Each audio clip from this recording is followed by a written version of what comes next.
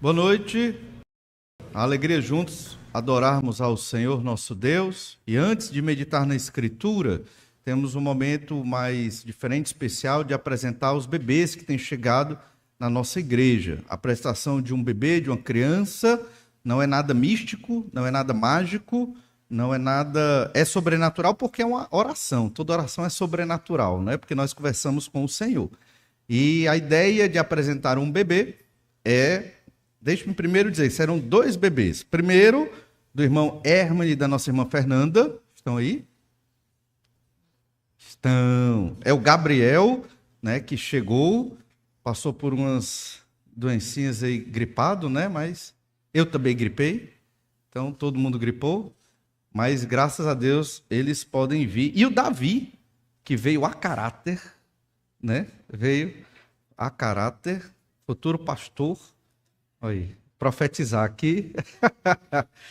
E a apresentação de um bebê... Tá dormindo, dá pena. A apresentação de um bebê como o Gabriel, um dia era tu aí, tu lembra? Óbvio que não, mas tu vai ver as fotos. É para que a igreja entenda que as crianças da igreja são um ministério da igreja, de cada um de nós, de influenciar as crianças com o nosso testemunho. Elas olham os mais velhos e, obviamente, elas vão imitar os mais velhos. Então, se nós dermos um mau testemunho, fica feio. Então, todos nós temos que brilhar para que as crianças se animem a querer conhecer o Senhor Jesus Cristo mais e mais, né? Então, a irmã tem coragem? Meu Deus. Virou. Pronto. Aí. Ele é bem quietinho, né? Tudo bem. E também é para orar pela vida dos pais, da família, da Hermane Fernanda e o Davi, que é um irmão exemplar, né? Para o seu irmão Gabriel, não é verdade? E por todos nós, para também auxiliarmos essa família na criação, tanto do Davi como agora do, acordou, Gabriel. Então vamos orar pela vida do Gabriel, para que Deus o abençoe, e também do Hermane, da Fernanda e do Davi. Obrigado, Senhor, por tua bênção. Obrigado, Pai amado, porque o Senhor é um Deus maravilhoso, soberano e todo-poderoso. Obrigado porque o Senhor dá bênçãos, e uma grande bênção, ó Pai, que o Senhor tem dado para o Hermane e a Fernanda, é o Davi e o Gabriel aqui, especialmente porque estamos apresentando ele para a tua igreja. Ajuda-nos, Senhor Deus, como igreja, a amar as crianças, a pregar o evangelho para elas, a estarmos animados e motivados a ensiná-las o caminho correto, a sã doutrina, o caminho que é o Senhor Jesus Cristo. Abençoa o Gabriel, Senhor Deus, protege-o do mal, guarda o Senhor das más influências, ajuda-o, ó Pai, para que no primeiro lampejo de consciência, à luz da pregação que os seus pais certamente farão para ele, já fazem, ele venha a se arrepender dos pecados e a crer no Senhor Jesus Cristo. Porque mesmo ainda bem novinhos, eles são muito inteligentes, entendem que existe, não sabe o nome, mas entendem que existe um negócio chamado pecado, e que é muito ruim, e que só o Senhor pode nos livrar da escravidão do pecado. Abençoa o Gabriel, abençoa o Hermane e a Fernanda, dando força, firmeza, saúde, para estar instruindo seus filhos no caminho do Senhor. É o que eu te oro e peço por essa família, ó Pai, em nome de Jesus. Amém. E... já deu para ver melhor ele. Deus abençoe, irmão. Parabéns. Parabéns. Parabéns, Hermane. Tudo bem. E o outro bebê é a Lia, filha do nosso irmão Vitor e da sua esposa Lorena. É um casal que está chegando agora na nossa igreja e eles já estão aí participando, né, das aulas para novos membros e têm chegado aqui e nós também vamos estar apresentando a Lia e a Ana e Lia. Ficou bonito, né? Vem, pastor, tio pastor. Eita, eita, foi brusco, muito brusco. É falta de costume. Está ali, teus pais, ó. Não chora. Tudo bem, vamos orar então, da mesma forma, pelo Vitor. E pode pegar, não tem problema não. Se quebrar, compra outro. Vamos orar pelo Vitor, pela Lorena, pela Ana. É bom que ela se interteu aqui, né? E pela Lia, para que Deus esteja abençoando, viu? Vamos orar. Obrigado, Senhor, mais uma vez. Te agradecemos porque o Senhor é um Deus maravilhoso. E te pedimos, ó Pai, pela Lia, já grandinha, Deus, e certamente recebendo o ensino dos seus pais do Evangelho. Abençoa essa criança, ó Pai, protege-a também do mal. Ajuda, Senhor, para que ela também, em breve, creia no Senhor Jesus, arrependida dos seus pecados, que ela veja no testemunho dos seus pais a luz do Evangelho do Senhor Jesus Cristo e também queira seguir o mesmo caminho. Abençoa o Vitor, Senhor, abençoa a Lorena, abençoa a Ana, para que estejam sempre buscando a Ti, firmes no Teu Evangelho e ensinando a pequena Lia. Abençoa a Tua igreja, ó Deus, que entenda a responsabilidade, cada um de nós, de incentivar e influenciar tanto a Lia como o Gabriel nos caminhos do Senhor. E cada criança receba muita atenção para também receber o ensino do Senhor Jesus Cristo. Abençoa essa família, guarda do mal, firma cada vez mais nos teus caminhos. É o que eu te peço, ó Deus, e agradeço em nome do Senhor Jesus. Amém. Está de parabéns você, brincando com o microfone. Deus abençoe, irmã. Deus abençoe e fortaleça. Deus abençoe.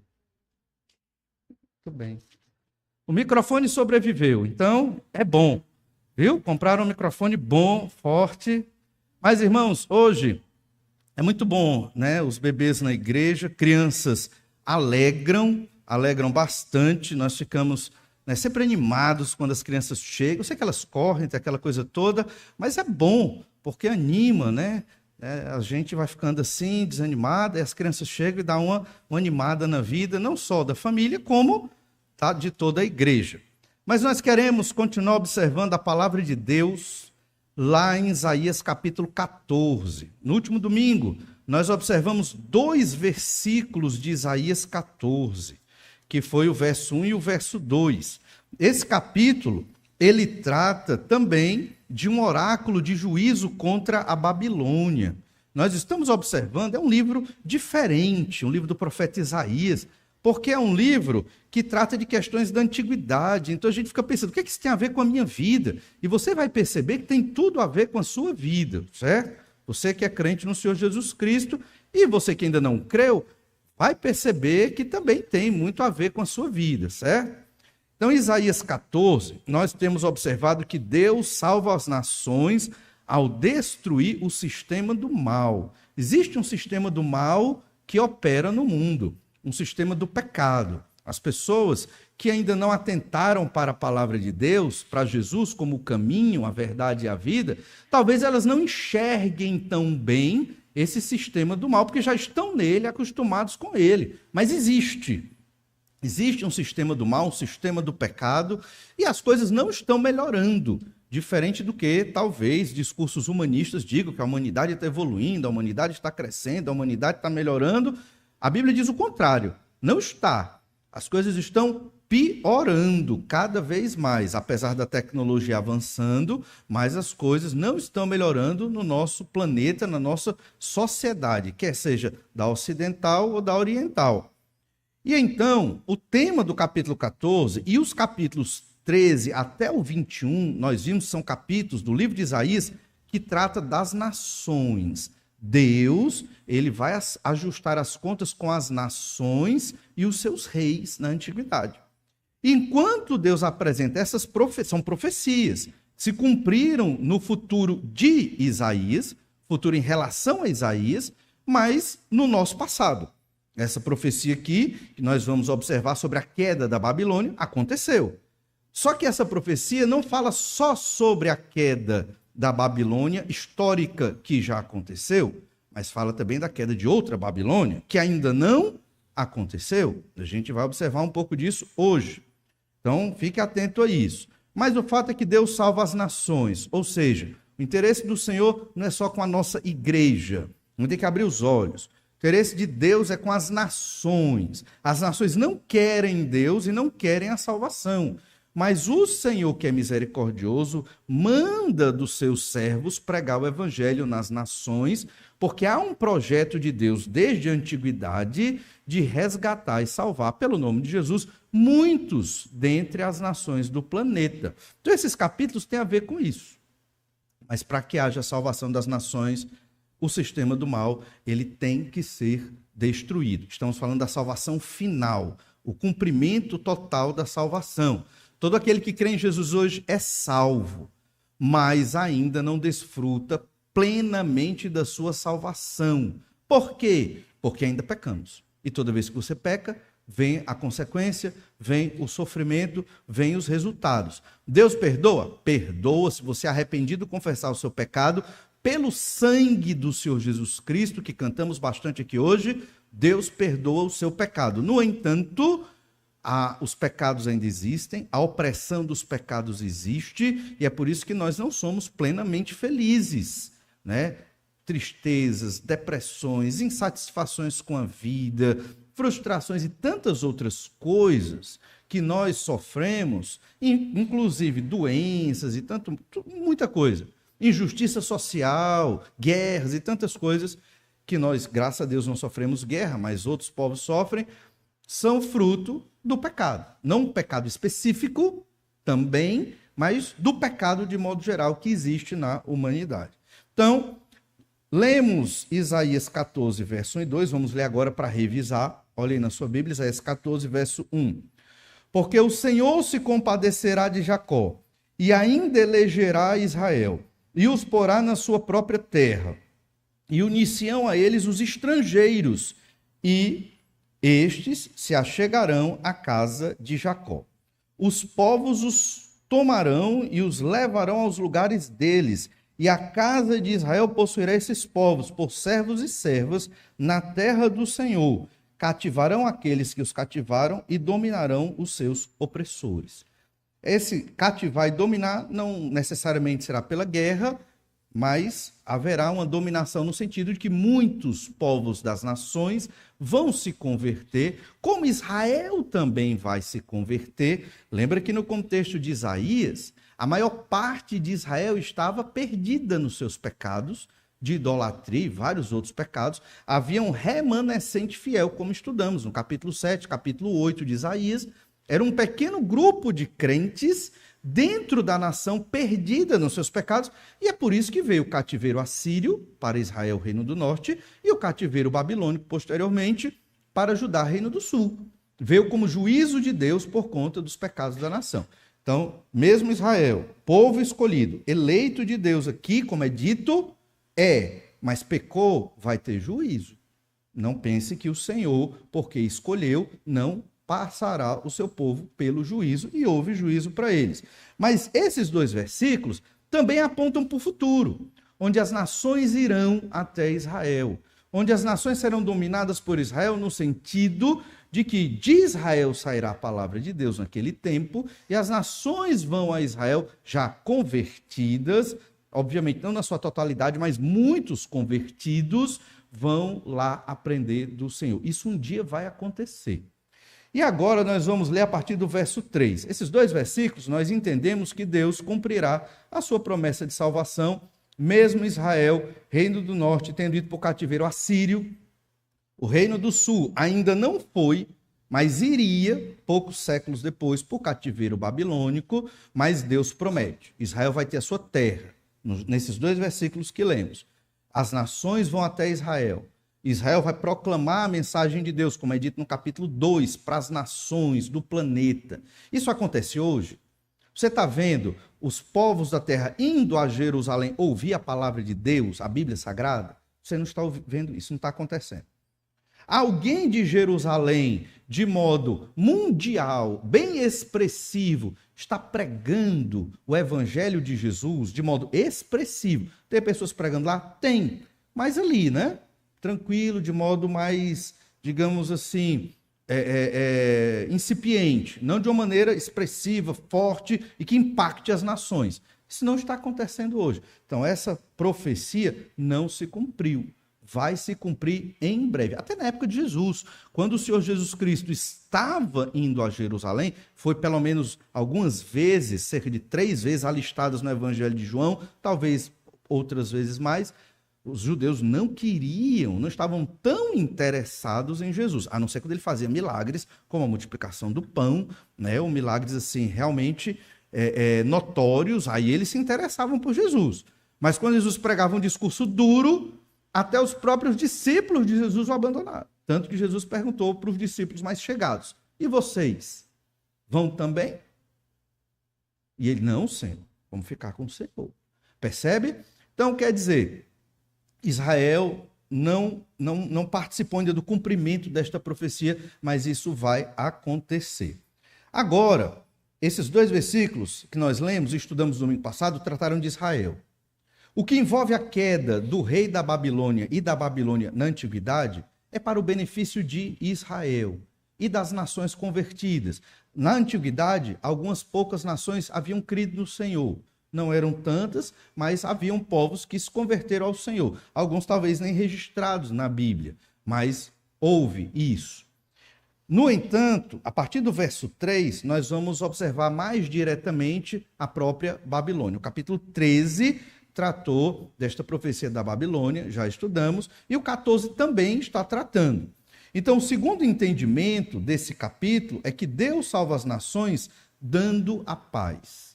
Uma forma de Deus salvar as nações é dando a paz às nações. Isso um dia vai acontecer.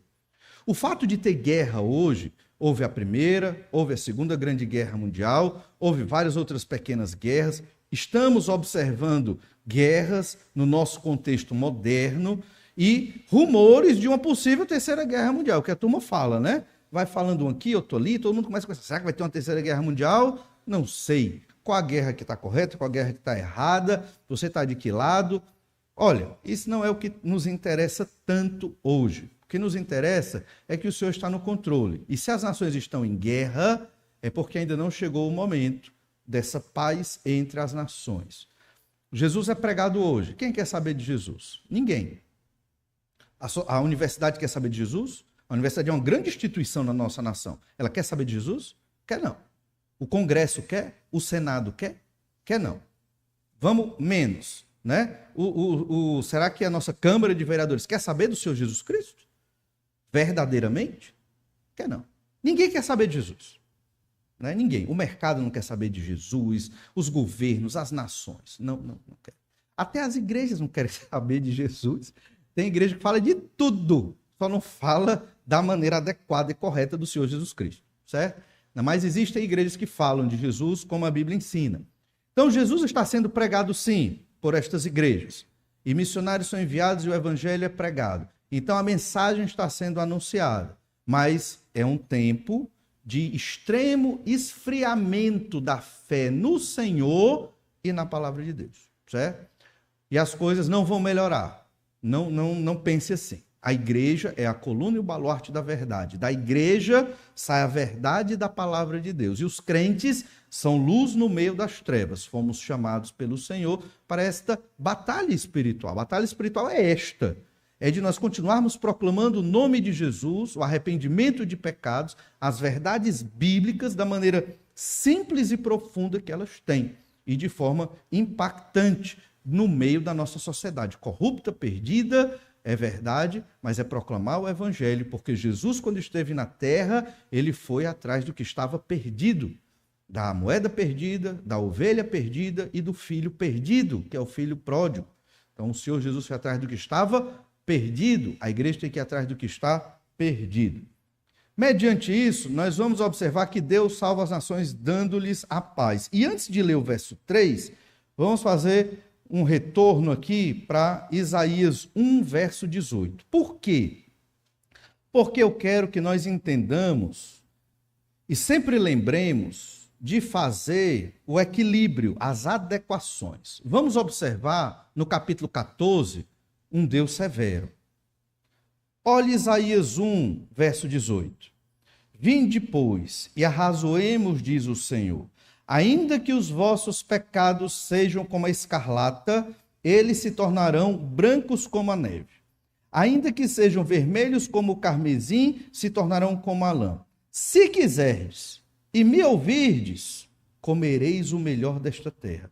Mas se recusardes e fordes rebeldes, sereis devorados à espada, porque a boca do Senhor o disse. Entende? Deus, ele é um Deus de misericórdia. Deus é um Deus que está aberto ao pecador arrependido. Se você se arrepender e me buscar, você vai ter o melhor de tudo. E aqui é ilustrado com comer o melhor desta terra, certo? Mas se você for rebelde e não quiser ouvir as palavras do Senhor, que Deus está dizendo pelo profeta aqui, o que é que vai acontecer? Você vai ser devorado à espada. Então, quando nós observarmos Isaías 14, não pense que o Senhor é um Deus mau. Não é. É porque a justiça de Deus é tão elevada que nós não entendemos ou não queremos entender ou aceitar a justiça do Senhor. Entende? E é isso que nós vamos observar um pouco a partir do verso 3. Vamos ler do verso 3 ao verso 8 e vamos perceber aqui que Deus salva as nações dando-lhes a paz. Olha o que diz o verso 3, vamos ler do 3 ao 8.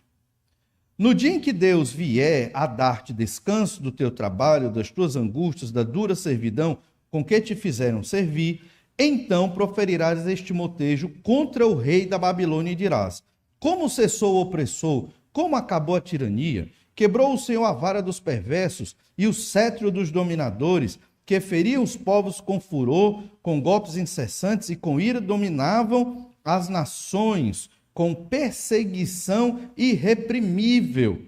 Já agora descansa e está sossegada toda a terra. Todos exultam de júbilo. Até os ciprestes se alegram sobre ti e os cedros do Líbano exclamam: desde que tu caíste, ninguém já sobe contra nós para nos cortar. Então, a lógica aqui é que Deus salva as nações dando-lhes a paz. Para que essa paz existisse, né, Babilônia tinha que cair. A Babilônia histórica caiu, é verdade. E a paz se instalou? Não. Mas há uma Babilônia que vai cair. E quando ela cair, a paz vai se instalar em toda a humanidade.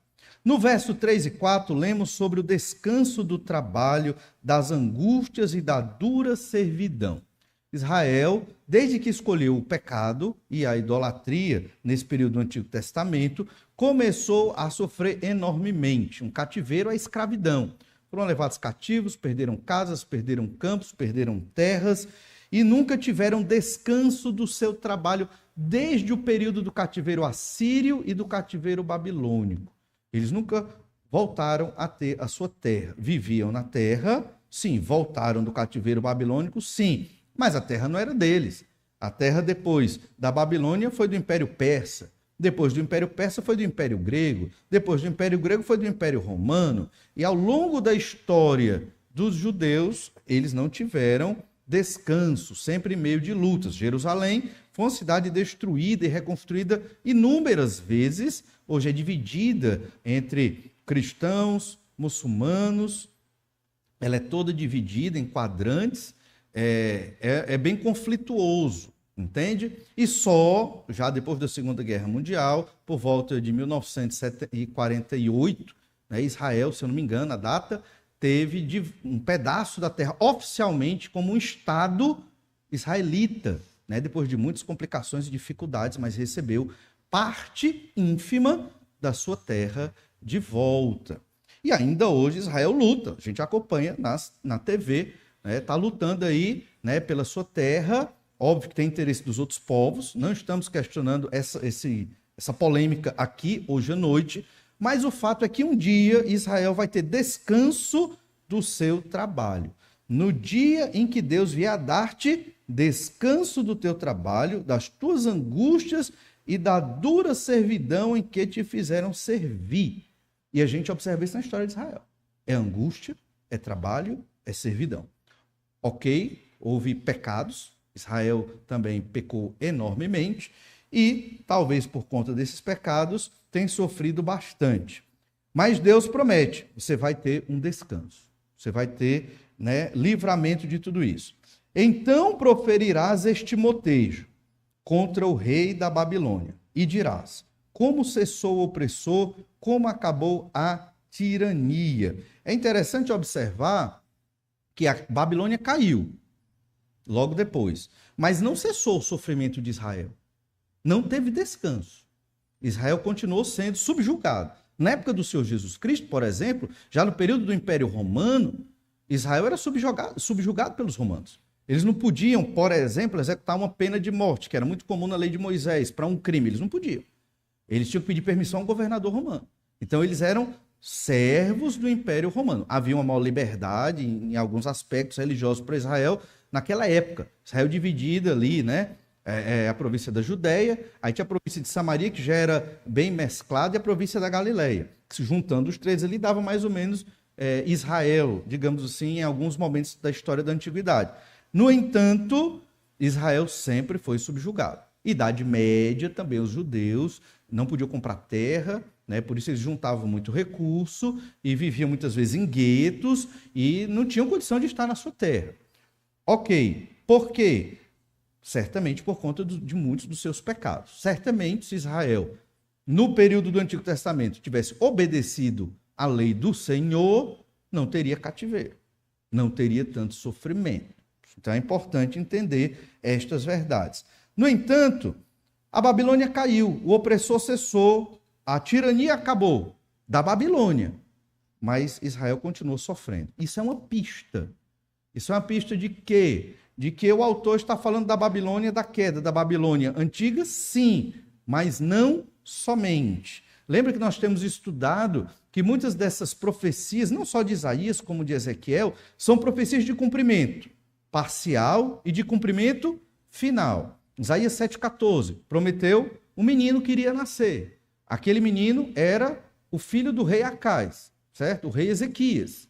No entanto, não se tratava só de Ezequias, porque Isaías 7,14 trata de um bebê diferente, de um bebê especial, um bebê que é Deus também. Da mesma forma, a profecia de Isaías 9.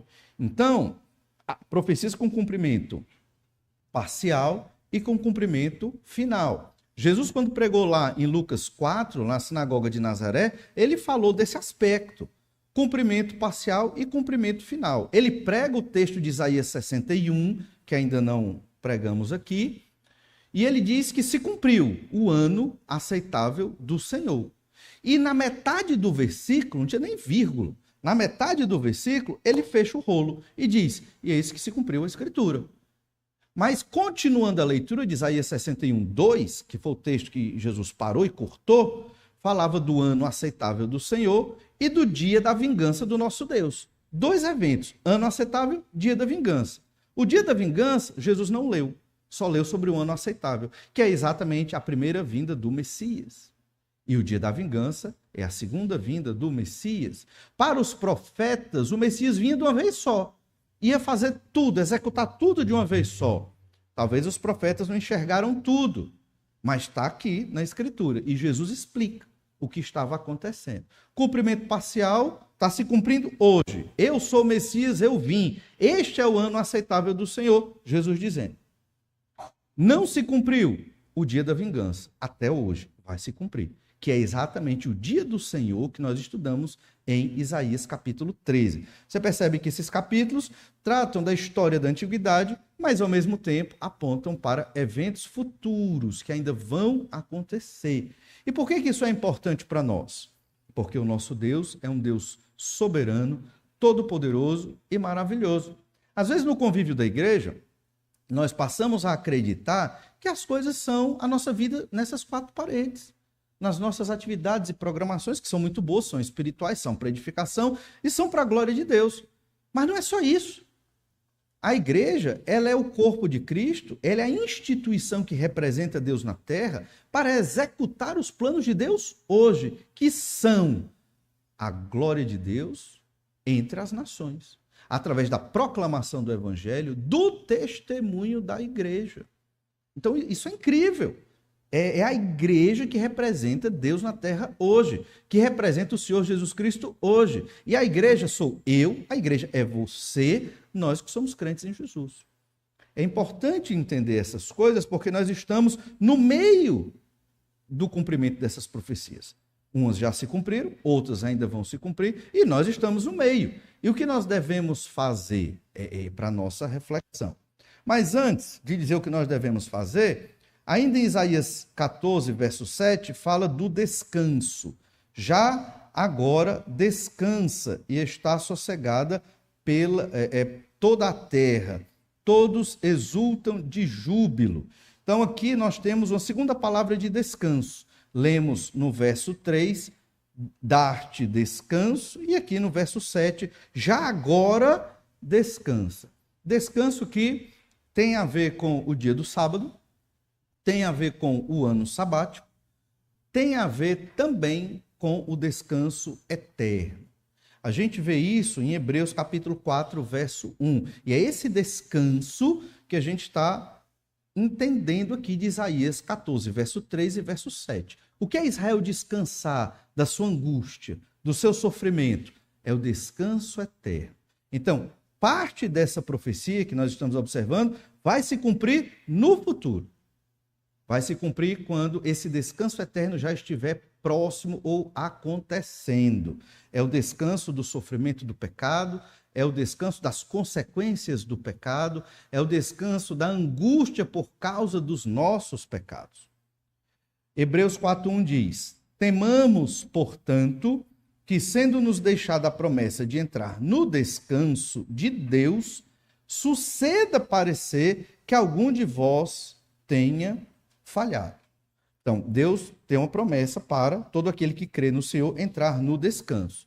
Mas o autor de Hebreus está exortando aqueles crentes da igreja de Jerusalém que fugiram na perseguição de Atos capítulo 8, e ele está exortando porque eles estão frios na fé, fracos na fé. Por quê? Por conta da perseguição.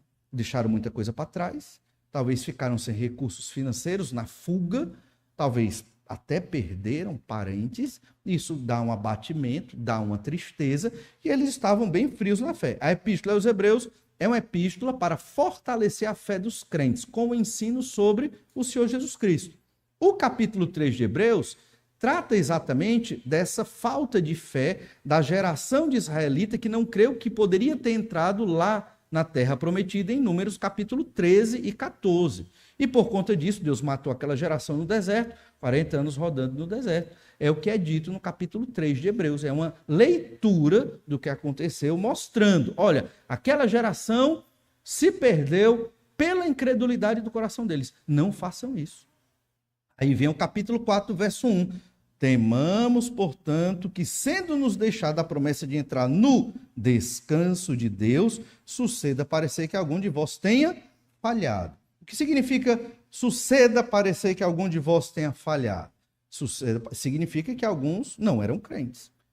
Alguns ali achavam que tinham crido, mas creram por motivos errados, não creram em Jesus da maneira que era para crer, talvez pela emoção, talvez por outras razões, talvez pelos parentes, tem muitas motivações aí. O fato é que o crente em Jesus, ele persevera. Há uma doutrina muito firme na Bíblia, chamada perseverança dos santos. Os santos são os crentes em Jesus. Eles sempre vão seguir o Senhor Jesus Cristo. Ainda em Hebreus 4, verso 3, nós, porém, que cremos, entramos no descanso, conforme Deus tem dito. Assim jurei na minha ira, não entrarão no meu descanso. E aqui tem dois grupos naquela igreja, ou pelo menos naqueles que fugiram, né, de Jerusalém na perseguição. O dos que creem e o dos que não creem. Dos crentes que fugiram de Jerusalém, por conta da perseguição de Atos 8, você vê aqui claramente dois grupos. Nós somos os que cremos. E nós vamos entrar no descanso. E tem os que não creem. Esses não vão entrar no descanso. A ilustração desses que não vão entrar no descanso está em Hebreus 3. Você lê isso em casa posteriormente, certo? Mas o que a gente quer dizer com isso? É que quando se fala no descanso em Isaías 14, verso 3, Isaías 14, verso 7, está falando não do descanso aqui nesta terra. Ou melhor dizendo, não é um descanso nos dias de hoje.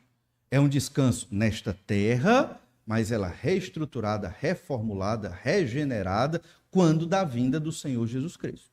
É esse descanso que Isaías está tratando. A Babilônia caiu, mas esse descanso veio, esse descanso eterno, esse descanso para todo sempre, livre das angústias e do sofrimento, não veio.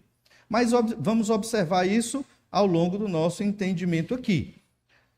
O verso 5 trata diretamente da queda da Babilônia. Olha o que diz o verso 5. Nós lemos o verso 3, o verso 4. Vamos ler o 4 de novo. Então proferirás este motejo contra o rei da Babilônia e dirás: como cessou o opressor, como acabou a tirania. Quando um reino cai, o seu rei cai. Então, às vezes, ele fala da queda da Babilônia, às vezes, ele fala da queda do rei da Babilônia. É a mesma coisa. O rei não cai sem o seu reino, era esse entendimento na antiguidade. Então, olha o que diz o verso 5.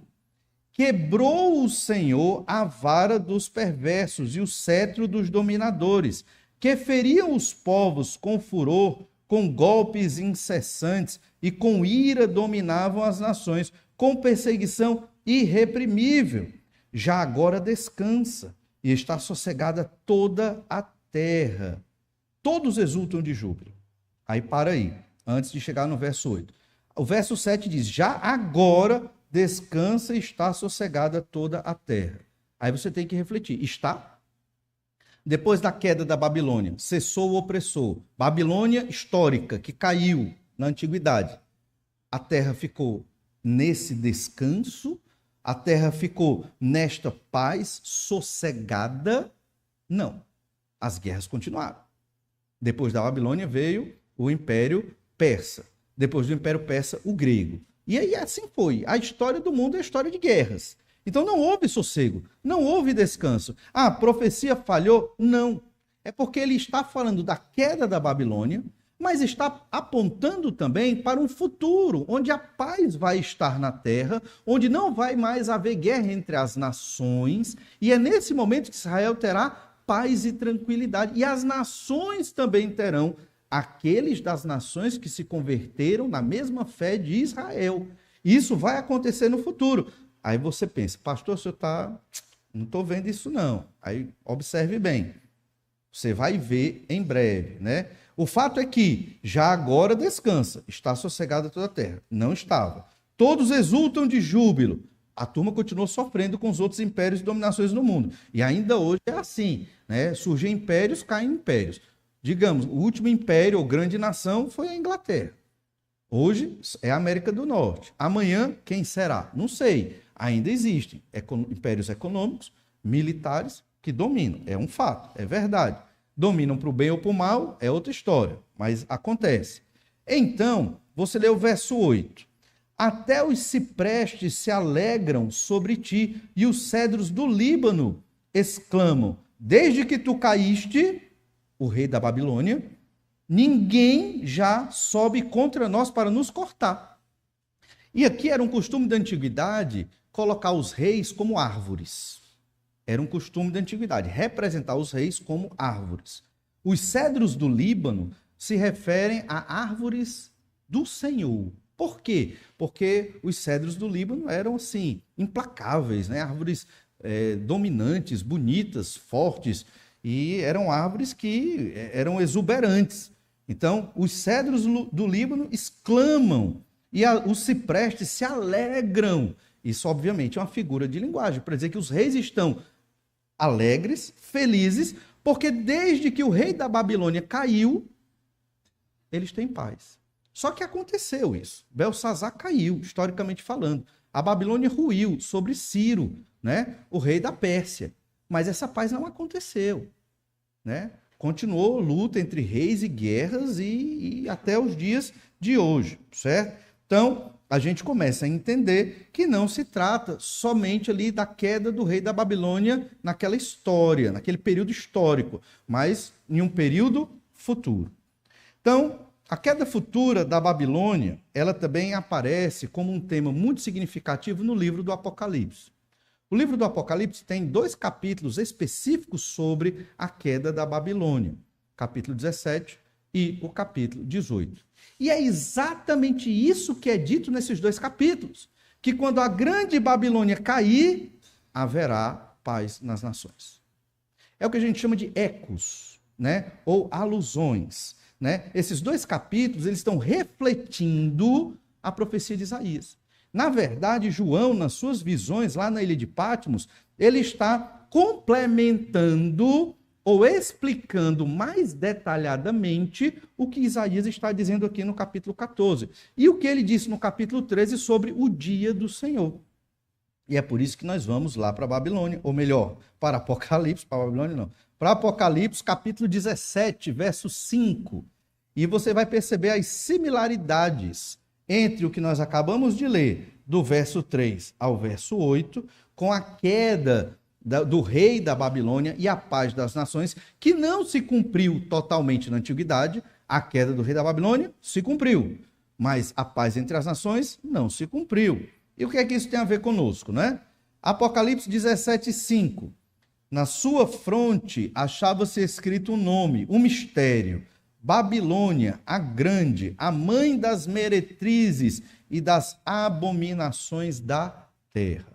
Então, a Babilônia, no tempo antigo, de Isaías e na antiguidade, ela se tornou o ícone do mal. A Babilônia era o símbolo de tudo que era ruim e pecado. E isso perdurou por muitos anos, séculos.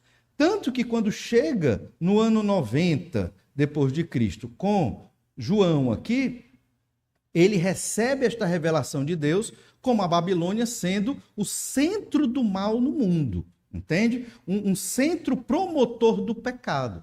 Uma grande cidade.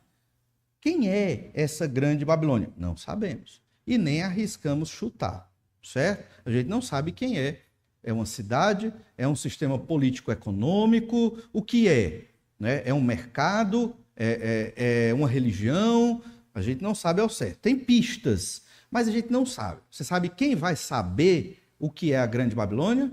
Eu acho que nenhum de nós aqui vai saber, porque os crentes em Jesus serão arrebatados antes dessa profecia se cumprir. Mas os que ficarem na terra, pós-arrebatamento, no início dos juízos do Cordeiro de Deus sobre a terra, a partir de Apocalipse 6, estes vão saber quem é a grande Babilônia, porque eles vão viver nesse momento. Eu acho que eles vão pegar e arrancar só o livro do Apocalipse e vai ser o manual deles naquele período. Eles vão entender quando os juízos vão acontecer, porque é muito bem descrito. E isso vai acontecer num período de aproximadamente ali 7 anos. E no final, né, já com um dos últimos juízos, vai ser a queda da grande Babilônia. Não é coincidência Isaías falar da queda do rei da Babilônia e João falar da queda da grande Babilônia. Não é coincidência. Entende? João está exatamente trazendo à luz essa profecia de Isaías, que se cumpriu. Lembre-se que quando Isaías estava profetizando, ele viveu no período do Império Assírio. O Império Babilônico nem sequer tinha crescido. Nem sequer tinha crescido. E ele já estava profetizando, o rei da Babilônia vai cair. Todo mundo ria, provavelmente, de Isaías. Né? Não tem sentido, é doido, profeta maluco. Mas aconteceu mesmo. Isso é para a gente entender.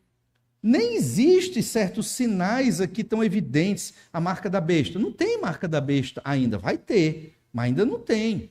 O anticristo não chegou ainda, que a gente saiba, não se manifestou, né? De modo expressivo, não se manifestou. Ou seja, vai acontecer. Então, para o momento normal em que a gente vive, quando você lê o livro do Apocalipse e outros livros do Novo Testamento que tratam de certas profecias impactantes do fim dos tempos, você tende a não acreditar. Você tende a espiritualizar e achar que é bobagem. Mas aqui, claramente diz, na sua fronte achava-se escrito um nome, um mistério. Babilônia, a grande, a mãe das meretrizes e das abominações da terra. Na fronte de quem? Na testa de quem estava escrito isso? Apocalipse 17, verso 1. Veio um dos 7 anjos que tem as 7 taças e falou comigo, dizendo: Vem, mostrar-te-ei o julgamento da grande meretriz, que se acha sentada sobre muitas águas, com quem se prostituíram os reis da terra, e com o vinho da sua devassidão foi que se embebedaram os que habitam na terra. Então, quem é esse anjo? Quando a gente lê o livro do Apocalipse, no capítulo 5, o Senhor Jesus Cristo, o Cordeiro que foi morto, mas vive e que está sentado no trono, só ele tem o poder para abrir o livro do destino da humanidade. Um rolo com 7 selos. Cada selo que Jesus abria, havia um juízo na terra. Cada selo que Jesus abria, havia um juízo na terra. Quando deu o 7º selo, silêncio. Aí começaram as 7 trombetas. O sétimo selo são as 7 trombetas. Aí começou a tocar a primeira trombeta, juízo na terra. Tantos morriam, ou aconteciam cataclismas, as estrelas caíam, ou era uma praga, uma peste, vários juízos aconteciam na terra. Certa vez uma irmã perguntou, pastor, a pandemia não é um dos juízos de Jesus aqui que está acontecendo, pandemia 2020, 2021, não é o juízo de Deus do livro do Apocalipse sobre nós? Eu disse, não, irmão, morreram ali alguns milhões de pessoas, mas pelo que é dito na Escritura, vai morrer 1/3 do planeta, só num juízo, 1/3. Se fosse hoje, já está quase 8 bilhões de pessoas, seria um pouco mais de 2,5 bilhões de pessoas morrendo num juízo de Jesus. Se a pandemia ficou todo mundo assustado, porque morreram, e com razão, não estou tirando a razão não, e com razão, ficamos assustados porque morreram poucos milhares de pessoas, imagina morrer 1/3 do planeta. Está no livro do Apocalipse. Isso vai acontecer um dia. Graças a Deus, os crentes em Jesus não estarão mais aqui. A igreja será arrebatada. Mas haverá crentes. Esses crentes vão se converter naquele período. Serão chamados os santos da tribulação, os crentes da tribulação. E vai ser um período terrível. Muitos acham que esse período não vai chegar, não vai acontecer. Aquilo ali aconteceu na época de Nero. A Nero não chegou nem perto. Nero era ruim, o imperador. Mas não chegou nem perto dos juízos que vão acontecer sobre a humanidade pecadora. E é exatamente no final, aí toca a 7ª trombeta. Tocou a 1ª, 2ª, 3ª, 4ª, 5ª, 6ª. A 7ª trombeta, silêncio. Começa o quê? As taças. Mais 7 juízos. Foram 3 ciclos de 7 juízos. Selos, trombetas e taças. Esse anjo aqui é o anjo destas taças. E ele diz, veio um anjo dos 7 anjos que tem as 7 taças e falou comigo, são os piores juízos que vão acontecer. E esse anjo fala com João e diz, vai vir o julgamento da grande meretriz. As nações se embriagavam com ela, ou seja, pecados terríveis. Esta grande meretriz, que é a mãe das meretrizes, que é a grande Babilônia, ela promove a perdição e o pecado das nações. Quem é? Não sei. Não tem como saber. A gente pode conjecturar, conversar, pensar. Eu chuto que é isso, eu chuto que é aquilo. Tudo bem, temos liberdade para fazer isso. Mas a gente não sabe quem é. Mas ela existe. Eu acredito que ela existe e está crescendo cada vez mais. E ela é a grande Babilônia. E ela vai cair, assim como caiu a Babilônia histórica, esta grande Babilônia vai cair. A Babilônia grande é a mãe das meretrizes e veja que ela está sobre muitas águas. Águas é uma metáfora para as nações. Daniel também, quando teve visões, aquelas bestas ou monstros que saíram do mar eram das nações e eram os impérios, babilônico, persa, grego e posteriormente o Império Romano. Observe agora Apocalipse 17:15. Falou-me ainda, isso era João e o anjo falando para ele. João estava na ilha de Patmos. Tentaram matar João e ele não morreu. Ele foi exilado na ilha de Patmos. Deus revelou isso para ele. Falou-me ainda, Apocalipse 17:15. As águas que viste, onde a meretriz está assentada, são povos, multidões, nações e línguas. Veja que nós estamos estudando o livro do profeta Isaías, do capítulo 13 ao 21, e trata das nações. Então, tudo está interligado. Lemos e estudamos que a paz para as nações virá, aquela figura da floresta, né? O cipreste, o cedro do Líbano, estão exaltando, jubilando, por quê? Porque o rei da Babilônia caiu, não vai mais nos cortar. Entende? Mas outros opressores surgiram. Então, a lógica aqui é que as nações, elas são levadas ao pecado por conta da grande Babilônia, esta meretriz. As nações seguem ela. Apocalipse 17:18. A mulher que viste é a grande cidade que domina sobre os reis da terra. Isso é uma grande pista. A grande Babilônia é uma grande cidade e ela domina sobre os reis da terra. Não sabemos qual é esta cidade, não foi revelado na Bíblia Sagrada, mas os reis, os governantes, os poderosos seguem esta cidade. Ela existe hoje? Não sei, a gente não sabe dizer. Provavelmente isso vai ser muito claro lá no período dos 7 anos de tribulação. Mas que existe um sistema do mal, existe. A sociedade corrompida no pecado, existe. E as coisas vão rumar para isso. Isso vai acontecer no futuro. E então em Apocalipse 18, verso 1 a 3, nós lemos que essa grande Babilônia caiu. Olha o que diz Apocalipse 18, verso 1. Depois destas coisas, vi descer do céu outro anjo, que tinha grande autoridade.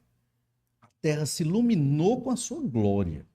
Então exclamou com potente voz, dizendo: caiu, caiu a grande Babilônia, e se tornou morada de demônios, covil de toda espécie de espírito imundo e esconderijo de todo gênero de ave imunda e detestável, pois todas as nações têm bebido do vinho do furor da sua prostituição. Com ela se prostituíram os reis da terra, também os mercadores da terra se enriqueceram à custa da sua luxúria.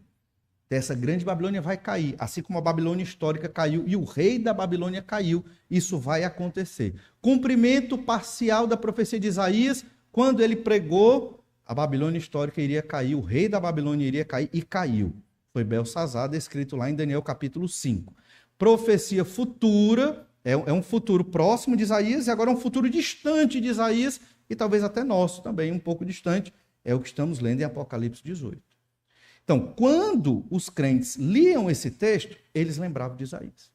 Eles entendiam que essa profecia vai se cumprir, porque se cumpriu lá em Isaías a queda do rei da Babilônia. E é interessante que você comece a entender que essa grande cidade, a meretriz, a grande Babilônia que vai cair, as nações, os governos se prostituíam com ela, e também os mercados se prostituíam com ela. Então é uma cidade onde não existe só o aspecto religioso, também aspecto de idolatria, de pecados de luxúria, de imoralidade, de bebedeira. Tudo isso está no escopo do pecado da grande Babilônia. Mas ela também está ligada a governos, ou seja, política, e ela está ligada também aos mercadores, ou seja, o mercado, dinheiro, economia, finanças. Então, são pistas.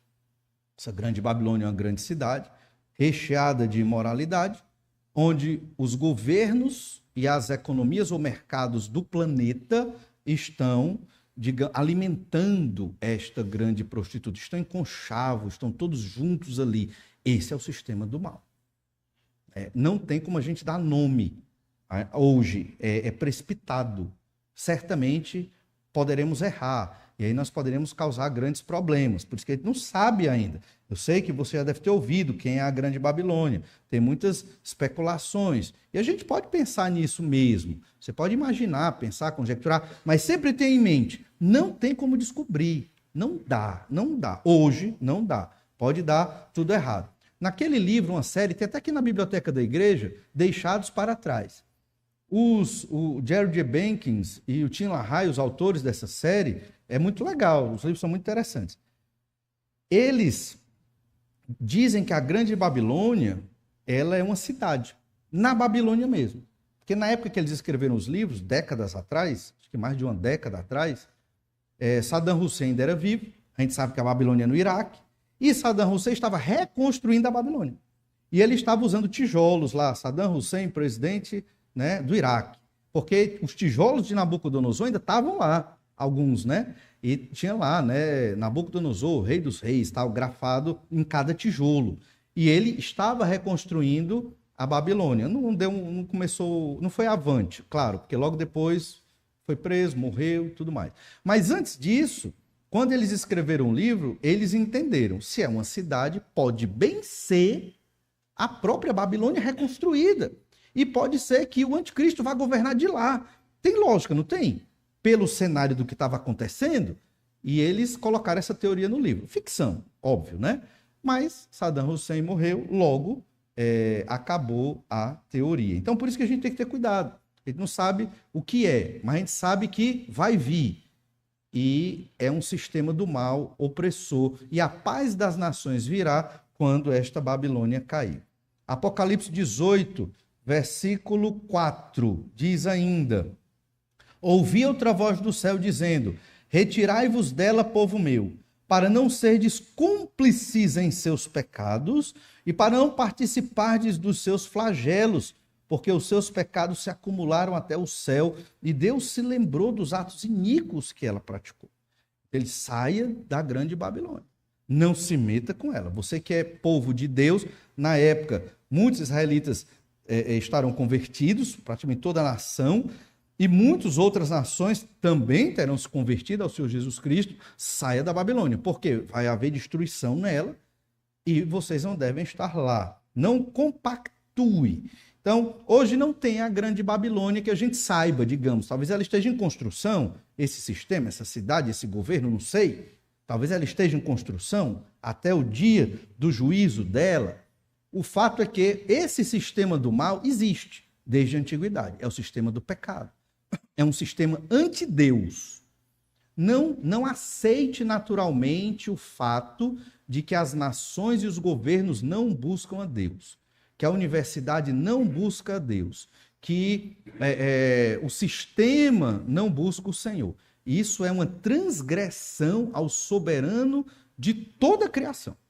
É para toda a humanidade buscar o Senhor. É para todas as instituições temerem a Deus. É o que é para acontecer. Mas ninguém quer saber do Senhor. Ninguém quer saber de Jesus, do seu poder e da sua salvação. Hoje o Senhor tem misericórdia. Hoje é o dia apropriado para a salvação. Hoje é o dia para se arrepender dos pecados. Porque vai chegar o dia que vai ser bem mais difícil. Vai ser bem mais sofrido, porque haverá muito mais perseguição do que existe hoje. E aprendemos com esse texto que nós temos que nos afastar do sistema do mal. Então, nós, crentes, devemos nos afastar dos pecados, das corrupções, das luxúrias e de todo o sistema ou político, ou econômico que diverge do que a palavra de Deus nos coloca. Temos que nos afastar. Temos que centrar na nossa missão. Qual é a nossa missão? A glória de Deus, a proclamação do evangelho aos perdidos, o fazer discípulos para o Senhor Jesus Cristo, uma vida de oração, ler a sua Bíblia para poder fazer discípulos. Essa é a nossa missão. Nós não vamos salvar o mundo pela política. Nós não vamos salvar o mundo com filantropia. Não vamos. Essa não é a nossa missão. Óbvio que se você quiser, aí é com você. Nós vamos salvar o mundo pregando o evangelho. É o método do Senhor. É simples. Esse é o método do Senhor. É levar os perdidos a conhecer o Senhor Jesus Cristo. Como um dia estávamos perdidos e a luz do Senhor Jesus nos atingiu. Ainda Apocalipse 18, verso 7, diz assim: o quanto a si mesma se glorificou e viveu em luxúria, dai-lhe em igual medida tormento e pranto, porque diz consigo mesma, a Babilônia, estou sentada como rainha, viúva não sou, pranto nunca hei de ver. É o que diz a Babilônia, a grande meretriz. Ela acha que está dominando, e talvez esteja mesmo, provisoriamente. Verso 8. Por isso, em um só dia sobrevirão os seus flagelos, morte, pranto e fome. Será consumida no fogo, porque poderoso é o Senhor Deus que a julgou. Esse sistema do mal vai ruir, vai acabar um dia. Hoje, a humanidade que está em conchavo com o sistema do mal e do pecado acha tudo isso normal. E às vezes nós crentes também achamos normal. Achamos normal quando pensamos que só nós temos que obedecer à Bíblia Sagrada, que revela a vontade de Deus. Não. Todo ser humano tem que obedecer à Bíblia Sagrada, que revela a pessoa de Deus. Todo ser humano tem que glorificar o Senhor nosso Deus. Se não o faz, é por isso que é condenado. Porque não glorifica o Senhor, seu Criador e Criador de todas as coisas. Então, temos que entender que esse sistema do mal existe e que nós temos que estar fora dele. Isso vai acontecer lá no futuro ainda, de uma maneira, talvez em escalas muito maiores do que as de hoje. Mas hoje já enfrentamos um sistema do mal e do pecado, onde você não pode falar de Jesus numa universidade, por exemplo. Muito difícil Não, mas lá é um meio acadêmico. Sim. E os acadêmicos não precisam ter fé em Jesus? Que loucura! Absurdo! Não tem sentido. A ciência é para glorificar a Deus, né? Os textos, os livros são para glorificar a Deus, mesmo que falem de outros temas. Então, quando nós pensamos assim, nós já estamos sendo dominados pelo secularismo. Entende? Na verdade, toda instituição, todo governo tem que se render aos pés do Senhor Jesus Cristo. Não o fazem hoje, um dia vão fazer. Vão fazer porque o Senhor vai voltar e vai governar a terra com todo o seu poder. Ainda em Apocalipse 18, verso 9. Ora, chorarão e se lamentarão sobre ela, sobre a Babilônia, a meretriz, né? Os reis da terra, que com ela se prostituíram e viveram em luxúria, quando virem a fumaceira do seu incêndio e conservando-se de longe, pelo medo do seu lamento, dizem: ai, ai, tu grande cidade, Babilônia, tu poderosa cidade, pois em uma só hora chegou o teu juízo. Então, os reis da terra vão se lamentar, do verso 15 a 17, né? Os mercadores também vão se lamentar, olhando de longe, vão ver essa instituição do pecado ser destruída pelo Senhor. E o verso 18 diz ainda, Apocalipse 18, 18, então, vendo a fumaceira do seu incêndio, gritavam: que cidade se compara à grande cidade?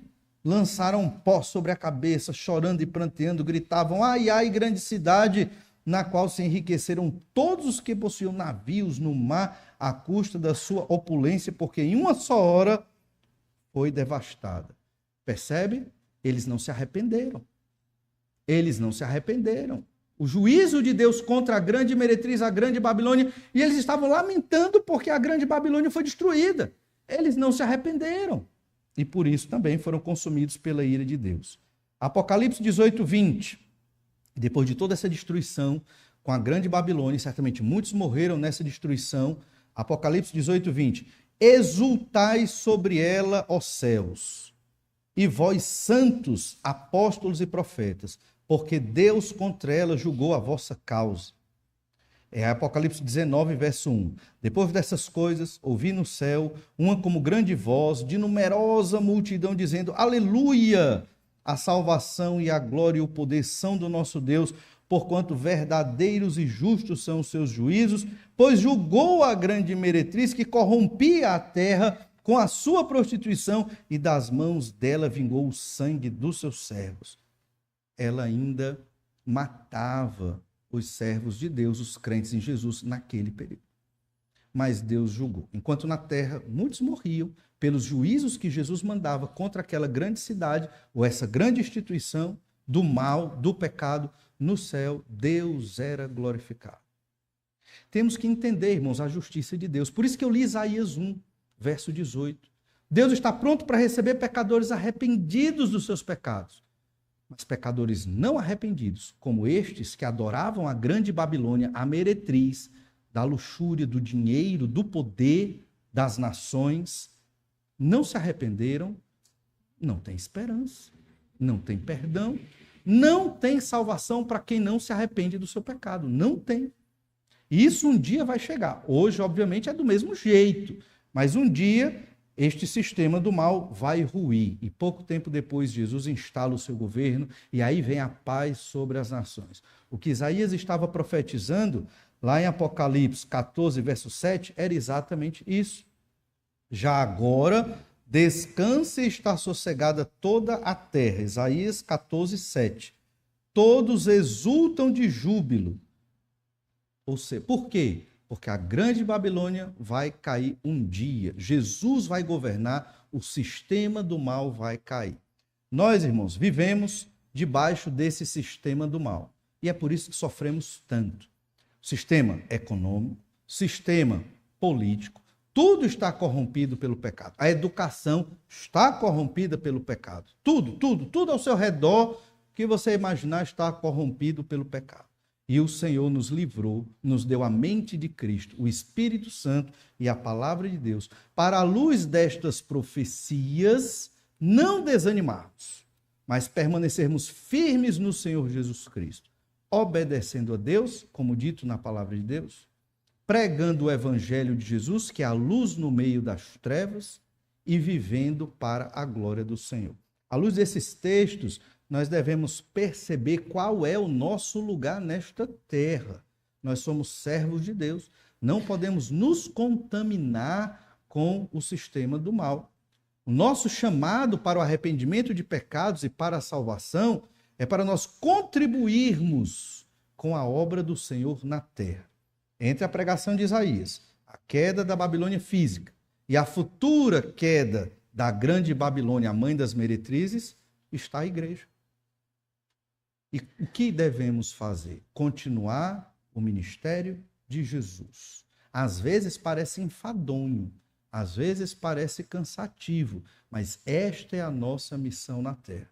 Que Deus nos abençoe e nos ajude a perseverarmos continuando o ministério do Senhor até a volta do Senhor Jesus. Vamos orar, pedir que o Senhor nos abençoe. Te agradecemos, ó Pai, pela tua graça e misericórdia que nos chamou para uma tão plena e poderosa salvação. Obrigado, Senhor, porque observamos nos textos da tua palavra como a Escritura é inclusiva e se completa e nos mostra, ó Deus, como as profecias se cumprem e certamente se cumprirão no futuro. Ajuda-nos, Senhor, a não nos corrompermos com o sistema do mal, a não sermos tragados e levados pelas instituições corruptas e pecadoras da nossa sociedade.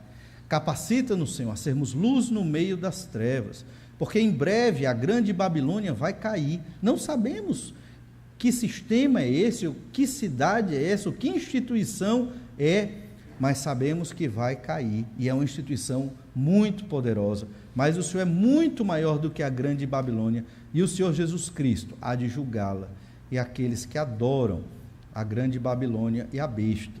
Ajuda-nos, Senhor, a sabermos discernir o nosso lugar, nós crentes em Jesus, luz no meio das trevas, vivendo em santificação para a glória do Teu nome. Capacita-nos, Senhor Deus, para estarmos dedicados, motivados, focados em glorificar o nome do Senhor, não nos deixando levar para as questões de pecado da nossa sociedade corrupta.